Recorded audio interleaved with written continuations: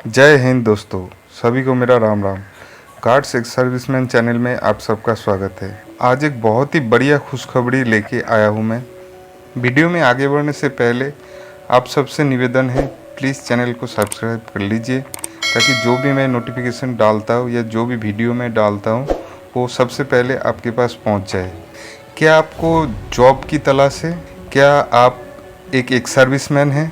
तो आपका जवाब होगा हाँ, क्योंकि हम जो भी एक्स आर्मी होते हैं वो ज़्यादातर, क्योंकि सभी एक्स आर्मी, लगभग सभी एक्स आर्मी अर्ली एज में रिटायर्ड होके आते हैं।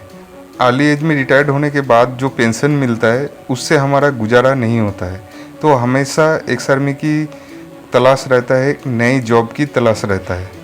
उस समय हमारे को डीजीआर की तरफ देखना पड़ता है। डीजीआर एक ऑर्गेनाइजेशन है जिसके थ्रू एक्स आर्मी को जॉब दिलाने का काम करता है, या फिर जिला सैनिक बोर्ड में जाके रिक्वेस्ट करना पड़ता है कोई जॉब के लिए। आज हम बताएंगे नया जो समझौता साइन हुआ है उसके बारे में। Ex army person early age में रिटायर होने के बाद सैनिक बोर्ड में जाके चक्कर काटता है ताकि कोई जॉब मिल जाए, और लास्ट में ज़्यादातर को कोई सरकारी जॉब या परमानेंट जॉब नहीं मिलता है, तब उसको जाके प्राइवेट में कोई नौकरी ढूंढना पड़ता है। और प्राइवेट जॉब आप लोगों को पता ही है, उसमें 12 से 15 हज़ार आपको ज़्यादा से ज़्यादा सैलरी देगा, और ड्यूटी का टाइम होगा 14 से 15 घंटा। तो बहुत ही मुश्किल में पड़ जाता है एक्स आर्मी पर्सन। फिर भी उस सैलरी से हमारा गुजारा नहीं होता है, तो इसलिए पुनर्वास महानिदेशालय ने पूर्व सैनिक के लिए एक समझौता में साइन किया है। इस समझौते में ये कॉन्फर्म कराया गया है कि जितने भी एक्स आर्मी अर्ली एज में रिटायर आता है उसको ज़्यादा से ज़्यादा नौकरी मिले। ये एक्स आर्मी पर्सन के लिए बहुत ही खुशखबरी की बात है।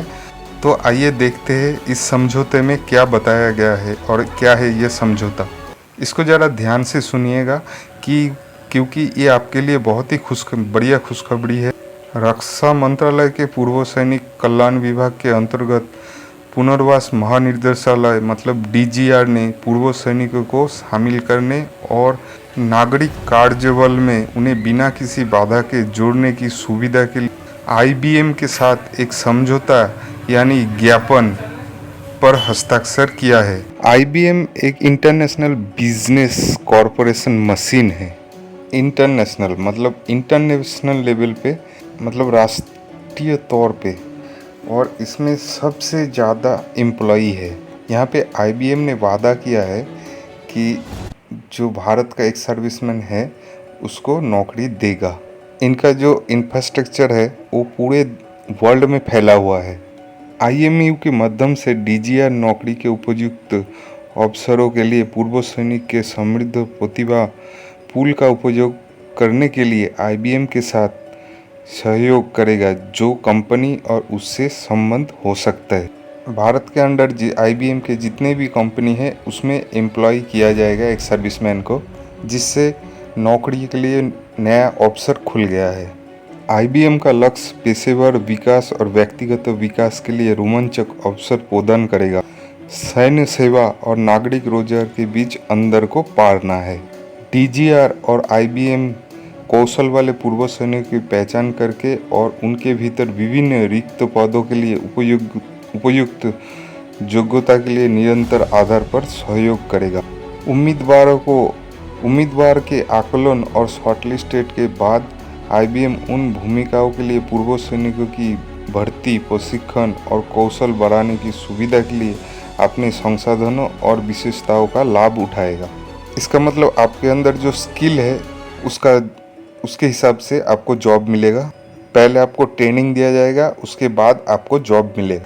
मेजर जनरल कापूर साहब जो डीजीआर का हेड है, उन्होंने बताया कि मेजर जनरल शरद कपूर जो डीजीआर का महानिदेशक है, उन्होंने कहा आईबीएम इंडिया के साथ हमारी साझेदारी उद्योग और कॉरपोरेट्स में हमारे पूर्व सैनिक के लिए अधिक लक्ष्य लाएगी और कुशल जनशक्ति प्रदान करेगी और एक सम्मानजनक दूसरा कैरियर देने की उद्देश्य को प्राप्त करने में हमारे पूर्व सैनिकों की मदद करेगी। उल्लेखनीय है कि पिछले एक वर्ष के दौरान 2022 से मार्च 2023 तक 24,234 पूर्व सैनिकों को विभिन्न क्षेत्र में लाभकारी रोजगार प्राप्त हुआ।